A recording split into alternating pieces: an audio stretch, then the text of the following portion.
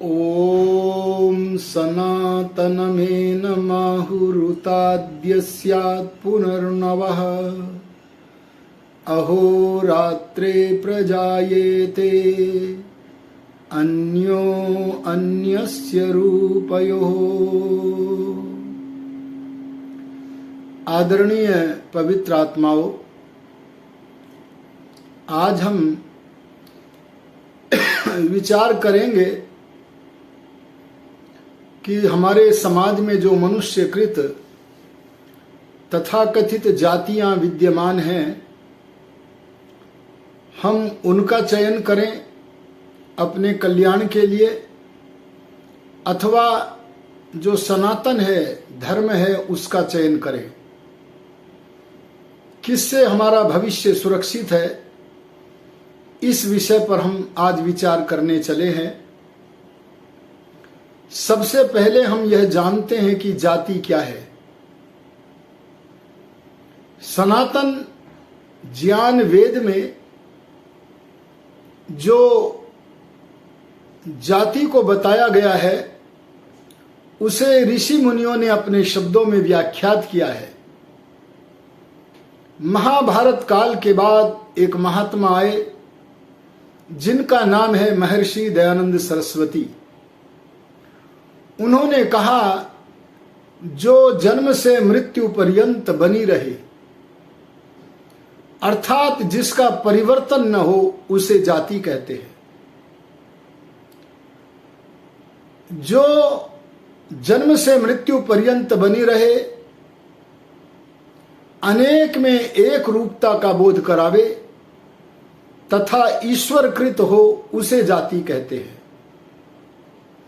अर्थात जाति का बनाने वाला परमपिता परमात्मा है। और जब परमात्मा ने जाति बनाई है, तो जीव के वर्तमान जीवन में वह जाति नहीं बदलती है, और वह जाति अनेक व्यक्तियों में एकता का बोध कराती है। जैसे ईश्वरकृत जन्म से मृत्यु पर्यंत रहने वाली जातियां कौन सी हैं? मनुष्य, गधा, घोड़ा, कुत्ता, बिल्ली, चूहा, सिंह, इस प्रकार से नाना प्रकार की जो योनियां हैं, ये सब जातियां ही हैं। ये ईश्वरकृत व्यवस्था है। कर्मानुसार, जीव के अपने कर्मानुसार ईश्वर ने कर्म फल की व्यवस्था से व्यवस्थित करके हमें दी है। हमारी जाति का नाम मनुष्य जाति है। इसमें हमें कर्म करने का अवसर भी मिलता है, स्वतंत्रता पूर्वक कर्म करने का अवसर। और पीछे के जन्मों में जो कर्म किए हैं, उनमें से थोड़ा सा भाग जो वर्तमान जीवन में भोगने के लिए निश्चित होकर आया है, प्रारब्ध के रूप में होकर आया है, उसे भी हम भोगते हैं। उस प्रारब्ध का एक रूप जाति है। कोई जीव पक्षी बन गया, यह उसका कर्मफल है। वह कर्मफल ईश्वर की व्यवस्था से व्यवस्थित होकर आया है। वह वर्तमान जीवन में पक्षी ही रहेगा, मनुष्य मनुष्य ही रहेगा। आगामी जीवन में परमेश्वर की कर्मफल व्यवस्था के अनुसार जाति का परिवर्तन संभव है। और जाति का एक चिन्ह है जो अनेक में एक रूपता का बोध कराए। जैसे कि अनेक गौएं बैठी हैं, यह हम कैसे जानते हैं कि सब में, अनेकों में एकता का बोध होता है। अनेक गाय यदि बैठी है, उनके अंदर जो अनेकता है, उसमें जो एकत्व का बोध कराने वाली है, वह वस्तु जाति है। मनुष्य बैठे हैं बहुत संख्या में, उन मनुष्य के मध्य में कोई पक्षी आ जाए, कुत्ता आ जाए, गाय आ जाए, वह हमसे अलग है, लेकिन हम सब मनुष्य एक से है। ये जो एकता का बोध कराने वाली वस्तु है, यह हमारे अंदर विद्यमान जाति है।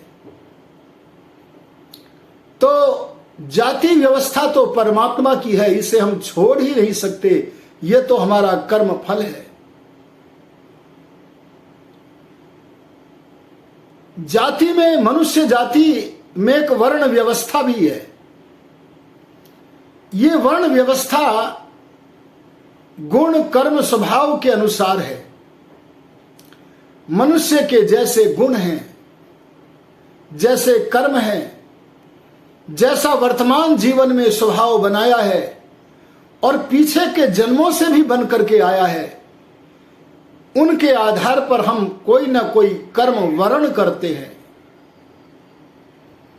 कोई मनुष्य यदि ठेका ले लेता है कि मैं अविद्या का नाश करूंगा और विद्या का विस्तार करूंगा, पढ़ूंगा पढ़ाऊंगा, बड़े बड़े अग्निहोत्र से लेकर बड़े बड़े यज्ञ करूंगा कराऊंगा, समाज के कल्याण के लिए दान दूंगा, और यदि अग्निहोत्र दैनिक तो स्वयं के लिए करूंगा, लेकिन यदि कहीं नैमित्तिक जो कर्म है वह कराऊंगा तो उसे आजीविका के रूप में उसकी दक्षिणा प्राप्त करूंगा।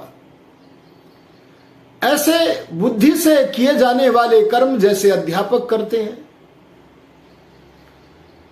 ये बुद्धि से कर्म करने वाले जो विशेष रूप से जो बुद्धि जिसमें लगती है, उन कर्मों को करने वाले, अविद्या को दूर करके विद्या की वृद्धि करने वाले ठेकेदारों का नाम ब्राह्मण है। यह ब्राह्मण जाति नहीं है। जैसे डॉक्टर कोई जाति नहीं होती, बल्कि शिक्षा के आधार पर डॉक्टर बनता है, ऐसे ही जो स्वाध्याय न व्रतैर्होमैः त्रैविद्येन इज्जया सुतहि महायज्ञैश्च यज्ञैश्च ब्राह्मीयम क्रियते तनु। महर्षि मनु जी कहते हैं, महर्षि दयानंद इसका समर्थन करते हैं। वे कहते हैं कोई मनुष्य जन्म से ब्राह्मण नहीं है, स्वाध्यायेन आत्मचिंतन करने से वह ब्राह्मण है, ओम का जप करने से वह ब्राह्मण है, आंतरिक अध्ययन करने से वह ब्राह्मण है, अच्छे अच्छे नियमों को धारण करने से मनुष्य ब्राह्मण है, होम करने से मनुष्य ब्राह्मण है। यद्यपि होम करना अन्य वर्णों के लिए भी आवश्यक कर्तव्य है, और चारों वेदों में जो ज्ञान कर्म उपासना रूप 3 प्रकार की विद्याएं हैं, उनका विद्वान बनने वाला मनुष्य ब्राह्मण है। जन्म से कोई चारों वेदों का विद्वान नहीं होता, वह तो वेद विद्या से स्वाध्याय करके विद्या अध्ययन की जाती है।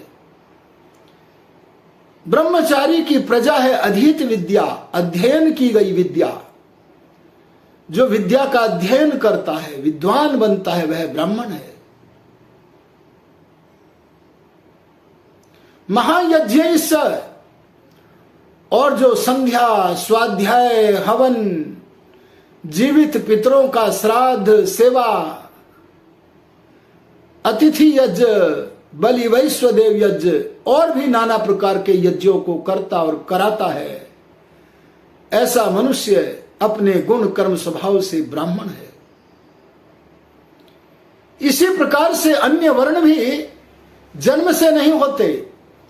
प्रजानाम रक्षणम दानम इज्याध्ययनमेव च, अरे प्रजाओं की रक्षा करने का ठेका जिसने ले लिया है, एकांत अरण्य में अगर कोई महिला आभूषणों से लदी हुई जा रही है, उसके आभूषणों को ग्रहण करने के लिए अगर कोई दुष्ट व्यक्ति आता है, तब उस दुष्ट व्यक्ति और उस बहन के मध्य में जो बाधक बनता है, उस बहन की रक्षा करता है, उसके आभूषणों को अपहरण करने से बचाता है। ऐसा अन्याय को दूर करके न्याय का विस्तार करने वाला ठेकेदार क्षत्रिय है। जो कृषि का कार्य, वाणिज्य का कार्य और भी नाना प्रकार के इस तरह से अभाव को दूर करने के कार्य करता है, ऐसे ठेकेदार का नाम वैश्य है। इन सबको पंच महायज्ञ करने होते हैं। और शूद्र भी वर्ण है। आपने एक शब्द सुना होगा, सवर्ण। सवर्ण का अर्थ क्या है? जिस मनुष्य ने किसी वर्ण को चुना है।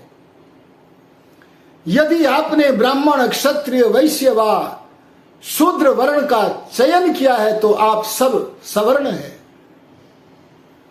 शूद्र उसे कहते हैं जो पाठशाला में पढ़ने का अवसर देने पर भी पढ़ न पाया, सिखाने पर सीख न पाया, विद्या को अध्ययन न कर पाया, कोई योग्यता अर्जित न कर पाया, चाहे वह चंचलता के कारण न कर पाया हो या मंदमती होने के कारण न कर पाया हो। उस व्यक्ति के सामने दो मार्ग खुले हुए हैं, एक कल्याण का मार्ग है, एक पाप का मार्ग है। पाप का मार्ग तो यह है कि जो उन्नति कर गए हैं, श्रेष्ठ बन गए हैं, आर्यत्व को धारण कर गए हैं, उनके साथ ईर्ष्या करके असुर बन जाए, राक्षस बन जाए, उनकी हानि करने में तत्पर हो जाए। और दूसरा मार्ग उसके सामने खुला हुआ है, वह ब्राह्मण, क्षत्रिय, वैश्य इनमें से जो भी कुछ बन गया है उनका सहयोगी बनकर उनका सहायक बने, सहयोगी बने। अगर वह सहायक बनता है तो ब्राह्मण का सहायक बनकर वह स्वयं भी ब्राह्मण बन सकता है, क्षत्रिय का सहायक बनकर वह स्वयं भी क्षत्रिय व वैश्य बन सकता है। महर्षि मनु कहते, शूद्रो ब्राह्मणतामेति ब्राह्मण सैति शूद्रताम क्षत्रिया जातमेवंतु विद्याद् वैश्यात् तथैव च। शूद्र अपने गुण कर्म स्वभाव में यदि परिवर्तन कर ले तो वह ब्राह्मण बन जाता है। इतिहास के अनेक उदाहरण ऋषि दयानंद जी महाराज ने हमारे सामने रखे हैं। और यदि ब्राह्मण अपने गुण कर्म स्वभाव से गिर जाए तो वह ब्राह्मणत्व से गिर जाएगा, वह ब्राह्मण नहीं रहेगा। यही स्थिति क्षत्रिय व वैश्य की है। इस वर्ण व्यवस्था में पतन से भय लगता था। अगर मैं पतन को प्राप्त हो जाऊंगा तो मैं ब्राह्मण कोटि से निष्कासित हो जाऊंगा, क्षत्रिय व वैश्य कोटि से निष्कासित हो जाऊंगा। और सब मनुष्यों के पास ऊपर उठने का अवसर होता था। एक शूद्र मनुष्य भी अपने गुण कर्म स्वभाव को उन्नत करके ऊपर को उठ सकता था। लेकिन जहां पर न नीचे गिरने का भय है, जहां न ऊपर उठने का कोई अवसर है, उस आरक्षित व्यवस्था, मनुष्यकृत व्यवस्था, रिजर्वेशन की व्यवस्था के आधार पर हमने आजकल वर्णों को ही जातियों का रूप देने का दुष्ट प्रयत्न किया है। हम नाना प्रकार की तथाकथित, मैं तथाकथित इसलिए कह रहा हूं क्योंकि वे जाति नहीं है, ईश्वरकृत नहीं है, वे तो मनुष्यकृत स्वार्थ के कारण व्यवस्था नहीं, अव्यवस्था है। इस अव्यवस्था में पालित पोषित हम लोग तथाकथित जातियों को ही अपनी जातियां मानने लगते हैं। और ध्यान देना, ये हमारी अपनी बनाई हुई, ईश्वर की व्यवस्था के विरुद्ध बनाई हुई। अनेक बार तो हम अपने गुण कर्म स्वभाव के विरुद्ध इस दूषित जाति व्यवस्था के कारण जो हैं वह नहीं माने जाते हैं। इस व्यवस्था में मान्य का सम्मान नहीं होता, जो मान्य नहीं है उसका सम्मान भी हो जाता है। इसलिए हमें वर्ण व्यवस्था को तो स्वीकार करना है, लेकिन वर्ण व्यवस्था के स्थान पर, अरे सनातन धर्म की वर्ण व्यवस्था के स्थान पर जो दूषित जातिवाद उत्पन्न हो गया है उसका विनाश करना चाहिए। आज हम सोचते मैं अमुक तथाकथित जाति में हूं, वे लोग तो तथाकथित नहीं बोलते, उसे जाति ही मान करके अपने गौरव का अनुभव करते हैं। लेकिन ध्यान देना, आपने सारा जीवन जिस तथाकथित जाति को केंद्रित करके कर्म किया है, जब आपका ये जीवन न रहेगा, परलोक गमन होगा, तो आप न जाने किस तथाकथित जाति में जन्म प्राप्त करेंगे। तो आपके वर्तमान जीवन का जो तथाकथित जाति के लिए किया गया प्रयत्न है, वह सारा निष्फल हो जाएगा। इसलिए हमें इन तथाकथित जातियों का विनाश करना चाहिए, और इसलिए भी करना चाहिए क्योंकि ये सनातन के लिए बहुत हानिकारक है, ये धर्म के लिए बहुत हानिकारक है। सनातन का अर्थ क्या है? जो सदा विद्यमान रहता है। अरे जो पीछे के जन्मों में भी सदा विद्यमान था, जो वर्तमान जीवन में भी विद्यमान है, और आने वाले सब जीवनों में ईश्वर की व्यवस्था से विद्यमान रहेगा, उस सत्य का नाम, अरे उस वेद की कल्याणी वाणी वेद का नाम सनातन है। जो वेदोक्त है, ईश्वरोक्त है, वही सनातन है, वही धर्म है। महर्षि मनु जी ने कहा था, वेदस चक्षु सनातनम। अगर ज्ञान चक्षु आपने देखने हो, समझने हो, तो उन्होंने कहा ज्ञान चक्षु वही है जो सदा रहता है, और उस सदा ज्ञान चक्षु का नाम, सदा रहने वाले नित्य ज्ञान चक्षु का नाम है वेद। और जो वेद परमात्मा की कल्याणी वाणी है, जिसमें सब सत्य विद्याओं का मूल भरा पड़ा है, जिसका पढ़ना पढ़ाना परम धर्म है, वो वेद केवल इस धरती पर नहीं है, सारे ज्ञात अज्ञात लोक लोकांतरों में वही वेदवाणी है। आप ध्यान देना, राज राजेश्वर परमात्मा, उसकी नीति, उसकी वेदोक्त नीति सब लोक लोकांतरों में एक सी ही है। अरे जैसे इस लोक में सूर्य बनाया, वैसे ही अन्य लोक लोकांतरों में सूर्य आदि पदार्थ बनाए, जीवों के शरीर बनाए। ऐसे ही परमात्मा ने वेद वाक्य, ऋग्वेद, यजुर्वेद, सामवेद, अथर्ववेद, इनके वाक्यों की रचना भी सब लोक लोकांतरों में यही की है जो हमारी सृष्टि में है। ये वेद हमें हमारे कर्तव्य का बोध कराता है। ये वेद हमें कर्तव्य अकर्तव्यों से छुड़ाता भी है। सत्य को ग्रहण करना है, असत्य को छोड़ना है, तो वेद का स्वाध्याय या वेदानुकूल ऋषि मुनियों के ग्रंथों का स्वाध्याय करना होगा। आजकल तो हमें स्वाध्याय के नाम पर पापियों के लिखे हुए ग्रंथ मिलते हैं, बड़े बड़े दुष्ट पुस्तक मिलते हैं, और उनको ही हम धर्म ग्रंथ मान करके पढ़ने लगते हैं। ऐसे हमारे जो आस्था ग्रंथ हैं, उनके पढ़ने से भी बड़ी हानि हो रही है। उनके पढ़ने के कारण हमें धर्म का बोध नहीं होता, और इसी कारण हमें विधर्मी लोग कन्वर्ट करते हैं, मत परिवर्तन कर देते हैं। आखिर सनातन धर्म की एक बहुत बड़ी जनसंख्या जिसका नाम हिंदू है, उसी का मत परिवर्तन क्यों होता है? क्यों? क्योंकि वह जिन शास्त्रों का स्वाध्याय करना है उसका नहीं करता है। अगर आप चारों वेदों का अध्ययन नहीं करते तो उपनिषदों का करो। ईशोपनिषद, केनोपनिषद, कठोपनिषद आदि 11 प्रामाणिक उपनिषदों का करो।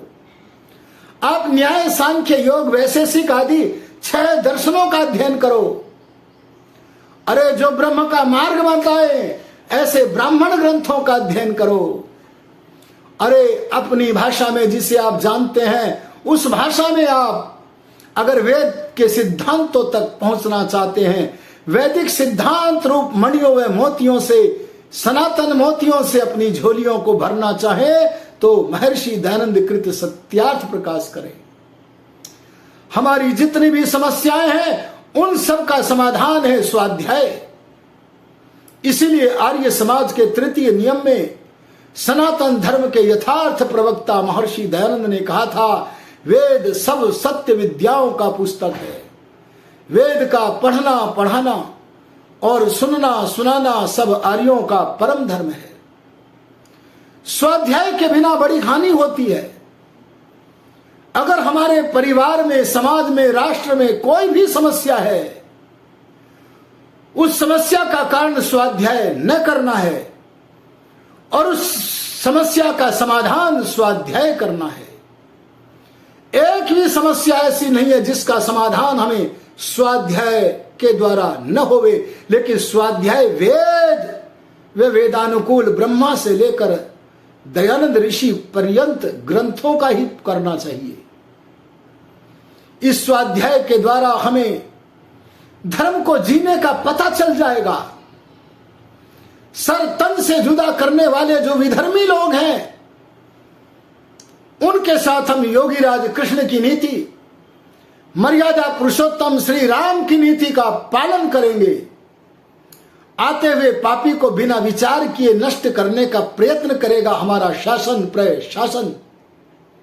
लेकिन जब तक हम स्वाध्याय नहीं करेंगे, तब तक हमारा शासन या प्रशासन आतताई का वध नहीं करेगा। जो राजा अपने दंड को जागरूक रखता है, जिसका राजा के राज्य में दंड जागता है, वहां सारी प्रजा आनंदित रहती है। और जहां मत लिप्सा के कारण धूर्तों को छोड़ दिया जाता है। आज सनातन धर्म का एक बहुत बड़ी जनसंख्या हिंदू लोग स्वाध्याय नहीं करते, इसलिए पाखंडी बाबा गुरु बन करके घूम रहे हैं और उन्हें जैसा चाहते हैं वैसे में नाचते हैं। उन्हें कर्तव्य का बोध नहीं होते। कई तो इतने बड़े धूर्त हैं, गुरु के नाम पर धूर्त हैं, कि वे स्वयं को ही परमात्मा घोषित कर देते हैं, अपने शिष्यों से घोषित करवा देते हैं। पर सच्चा गुरु तो वह होता है जैसे ब्रह्मा थे, जैसे कपिल, कणाद, गौतम थे, दयानंद थे। उन्होंने कहा कि हम जिस परमात्मा से जुड़े हैं, ए मनुष्यों, उस परमात्मा के मार्ग पर चलने का प्रकार तुम्हें बताते हैं, पद्धति बताते हैं, तुम भी हमारी तरह ईश्वर के मार्ग पर चलो। ऐसे वेद के विद्वान, ईश्वर के भक्त जो महापुरुष होते हैं, वे हमारे गुरु बनने के योग्य हैं, वे ही उपदेशक हैं। उन उपदेशकों का तो सम्मान करें, उनका तो अतिथि यज्ञ करें, लेकिन पाखंडी बाबाओं का जब तक तिरस्कार नहीं होगा, अपूज्य लोगों का असम्मान नहीं होगा, तब तक यहां सनातन की वृद्धि नहीं हो सकती, अविद्या का नाश और विद्या की वृद्धि नहीं हो सकती। इसलिए मैं चाहूंगा आप इस लोक का कल्याण चाहें तो धर्म के पीछे खड़े रहें। धर्म माने कर्तव्य है। आज कर्तव्य का बोध न होने के कारण बहुत सारे विधर्मी लोग सनातन मत को छोड़कर, अरे सत्य धर्म को छोड़कर यज्ञ नहीं करते। पर्यावरण दूषित हो रहा है। पर्वों के नाम पर पशुओं का वध करते हैं, पर्यावरण दूषित होता है और भी नाना प्रकार के रोग लग गए हैं। अगर वे भी सनातन धर्म को अंगीकृत कर लें तो सर्वत्र सुख शांति का साम्राज्य हो। कई लोग स्वाध्याय न करने वाले लोगों को बहकाकर उनका मत परिवर्तन करते हैं। ऐसे ईसाई लोगों से स्वाध्याय न करने वाले लोगों को स्वाध्याय की तरफ प्रेरित करते हुए सावधान करने की आवश्यकता है। जो सर्तन से जुदा करने की दुष्ट भावना रखते हैं, ऐसे इस्लाम मत के लोगों की से संरक्षित रहने की आवश्यकता है। शासन प्रशासन को जागरूक करने की आवश्यकता है। हमारा कर्तव्य है जहां सज्जनों के साथ प्रीतिपूर्वक व्यवहार करें, वहां दुष्टों के साथ यथा योग्य व्यवहार करना चाहिए। जैसा व्यवहार वह दुष्ट व्यवहार वह हमारे साथ कर रहा है, अगर हम उसको उसी शैली में उत्तर देंगे तो इससे अहिंसा की वृद्धि होगी। अगर एक दुष्ट की हिंसा होती है, जीवन नष्ट होता है, तो उस दुष्ट के द्वारा न जाने कितने पीड़ित होने वाले लोग बच जाते हैं। इसलिए भगवान का कार्य मानकर अहिंसा की वृद्धि के लिए दुष्टों के साथ यथा योग्य व्यवहार करने की आवश्यकता है। पर हम करें कैसे? हम तो धर्म को कुछ जानते ही नहीं है। मिथ्या ग्रंथों को पढ़ते हैं और केवल बोलते जय सनातन जय सनातन। अरे तुम सनातन को बोलते ही नहीं हो। आप तो सनातन के नाम पर जो धर्म विरुद्ध बातें हैं उनको मानते हो, उनको बोलते हो, उनको करते हो, तो तुम्हें तो कोई भी बहका सकता है। इसीलिए मैं आपको प्रेरित करूंगा, सत्यार्थ प्रकाश पढ़ो। आर्य भाषा अर्थात हिंदी में यह लेखन है, यह आपके समझ में भी आवेगा। और स्वाध्याय न करने के कारण हम नकली गौरव अपना बढ़ाना चाहते हैं तथाकथित जाति के नाम पर। आप सोचो तो सही, ये राजनीतिक दलों को देखो, तथाकथित जातियों के संगठन में अतिथि बनकर के संबोधित करने के लिए आ जाते हैं, लेकिन सनातन धर्म के नाम पर अगर कोई सत्संग हो रहा हो तो वहां आने से कतराते हैं। इन्होंने एक शब्द गढ़ा है, संविधान में भी कांग्रेस ने जोड़ा है, और वह शब्द है पंथ निरपेक्ष। ये पंथ निरपेक्ष शब्द की आड़ में सनातनियों का बहुत बड़ा विनाश किया जा रहा है। केवल इसके अनुयायी सनातन धर्म के वे लोग सनातनी हैं जो स्वाध्याय नहीं करते हैं, जो स्वाध्याय करते हुए जानते हैं कि धर्म तो एक ही है। अगर वैदिक धर्म इस्लाम मत की तरह है, ईसाई मत की तरह है, तो हम कहेंगे कि वैदिक धर्म गंदा मत है, इसमें अपवित्र बातें हैं। लेकिन ऐसा नहीं है। वेद तो पवित्र है, बुद्धि पूर्वा व्याकृतिर्वेदे। परमात्मा के ज्ञान वेद में तो हर बात बुद्धि पूर्वक ज्ञान पूर्वक है। वेद तो पवित्र है। अगर आप भी पवित्र होना चाहें तो वेद के अनुसार आचरण करना स्वीकार कीजिए। आचारहीनम न पुनन्ति वेदः। अरे सर्वोत्तम धन वेद है।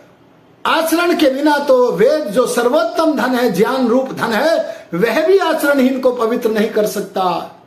इसलिए वेद का स्वाध्याय करते हुए हम तथाकथित जातिवाद किसी भी स्तर पर हो, चाहे मतदान के स्तर पर हो या किसी भी स्तर पर हो, उसका परित्याग करके धर्म के पीछे खड़े हो, कर्तव्य के पीछे खड़े हो, तभी हम कल्याण मार्ग पर चल सकते हैं। जय सनातन, जय महर्षि दयानंद, जय आर्य समाज।